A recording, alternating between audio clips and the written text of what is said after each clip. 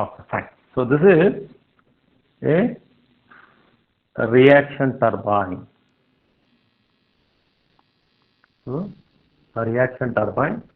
So it can be either a Francis or Kaplan. So both will have a similar kind of a structure. Now look at this actually. See, as I told, your reaction turbines are low head turbines. So your reaction turbines are low head turbines, and this kind of turbines actually they work under low heads. What do you mean by low head turbines? Low head turbines means if you have less amount of quantity of head in your maybe a dam or whatever it may be reservoir, but still you can able to produce the power. But what is required over there is actually I need to have what is called as large quantity of discharge. See, your discharge from your tank or your dam should be more. For reaction turbines, I need more discharge, maybe under less head. Under these conditions, your reaction turbine will work. Now, if you look at the simple maybe layout of your any kind of reactions, whether it's a Francis or Kaplan, see, I do have what is called as a head of water. So this is your dam. See, this is your dam, okay, and I am storing the water, and I do have the penstock. Then it goes to a turbine. Now look at this. This is there is a draft tube, and I do have a tail race. Now, see what is the purpose of this draft tube? See, draft tube will help to place your turbine above the tail race. Because what is happening here, the water that is coming out from your dam or something, which will be completely large quantity of water, it will be completely, your turbine will be completely filled. But that's not the case in case of an impulse. So impulse, it can strike, it can be partially.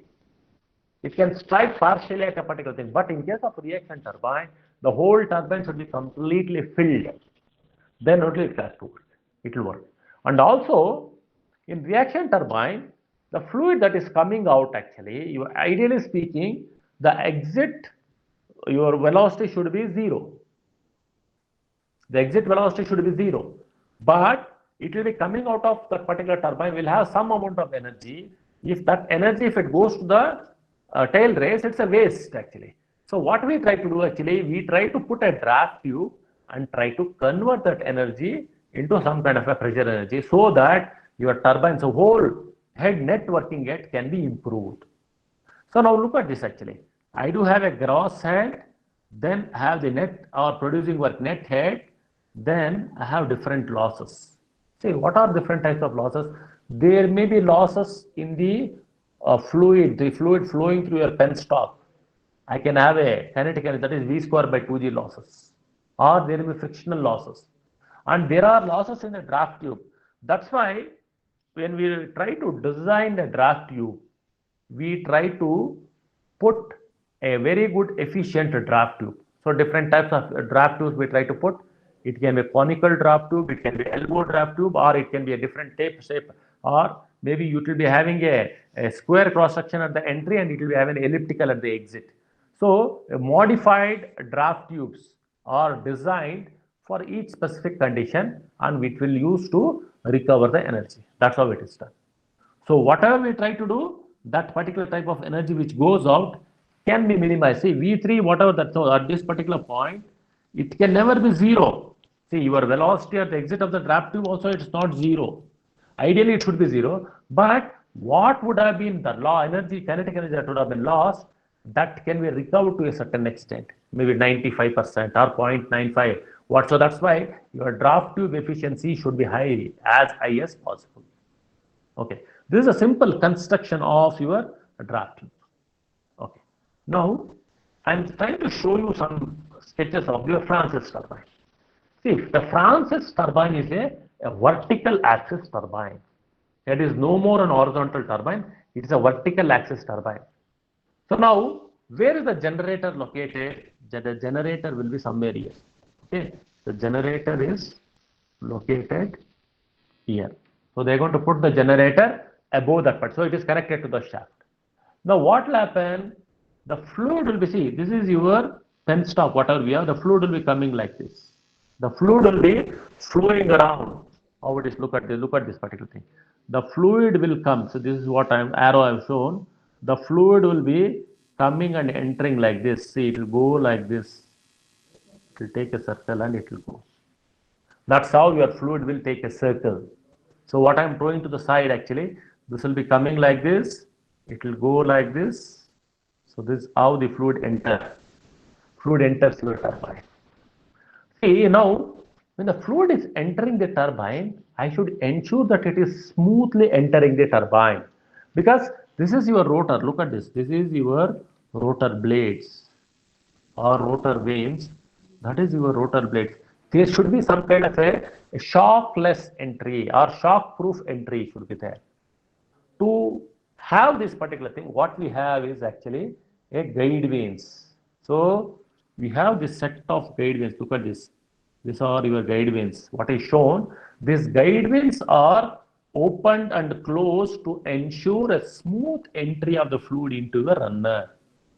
So what I have is the front view, and I'm trying to try to show you the a sectional view, and I'm trying to show you the a casing in the green color. All the three things which you people, this particular sketch, you should be able to understand what is happening inside a Francis turbine, how the fluid is entering. Fluid is entering along 360 degree. It enters, it flows through inside the guide vane. So the guide vane will guide your fluid into the rotor, and the rotor will start rotating. Now, when the fluid, look at this exactly, the fluid is entering here, it is exactly almost parallel to see. The fluid enters here almost, it is exactly parallel to your axis. Okay, it's almost parallel to your axis. Almost parallel. Now, if you see this particular thing, so if it is parallel, then it becomes an axial. But what is happening here? If it is parallel, but here what's happening in some kind of a modern Francis turbine, it is, see, if this would have been a radial turbine, then the condition would have been like this. This would have been a pure radial. If it's a pure axial, this would have been my condition. So now, here what is happening in case of your modern, maybe from modern Francis turbine, it is neither axial nor radial. It will be somewhere like this. So that's why modern Francis turbines are mixed flow turbines. Okay. Now, at the exit of this turbine, what we have actually is a draft tube. We have a draft tube which is placing your turbine above your tail race or connecting your exit of the turbine to the tail race. And we have a regulating rod. That rod will be regulating all your links. Look at this. I have a set of links here. I have a set of links. All the links, if I try to rotate that particular rod or something, all the links are interconnected. They try to open or close, allow the fluid, maybe 50 gate, see, this is called as gate valve opening. I think if you do the same experiment in the lab, actually, we have this. So 50% gate valve opening, 100% gate valve opening, or 75% gate valve opening. That means I am trying to allow the quantity of the fluid into the your rotor or runner. Okay, so some more sketches I have actually to for you people to understand. So isometric view of the guide vanes. So look at this. I do have, see, one I have the pink one, other one green. So instead of having a single stage, there are cases where I'll be having multiple guide and stay vane. So one is called as a stay vane and guide vane. If it's a single thing, I call it as a guide vane. If it is multiple, I call it as it's a stay vane and guide vane. So both are guide vane stage 1 and gate stage 2. So you can say there are two stages of guide vanes. Now if you look at the to the right hand side, you can see that blade vanes, some kind of a CFD analysis. It's a they've taken a picture, shroud, hub, and what is hub actually? Hub is nothing but what is exactly at the bottom or inside one. This is your hub. Okay, what is there in the top? This is your shroud. So hub and shroud with the runner blades. Now how the blades look like? See, this is your stator. These are your stator blades. They are fixed. How exactly a picture of it I am trying to show you. This is your stator blades or stator vanes. What we call, this is a stator, they are not rotating. they're simply guiding. So this is a fixed stator vanes, what I have. Okay.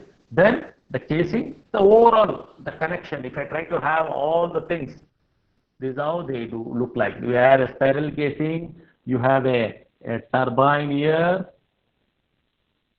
okay, you have a draft tube here, something like more of an elbow kind of a draft tube. What it is almost like this particular portion is completely submerged in your tail race. So this kind of a turbine or draft tube will improve recovery of your whatever energy loss, kinetic energy loss. I can improve or I can recover more and more. Okay. Now this is about your a Francis turbine. Any clarifications? Anything you want?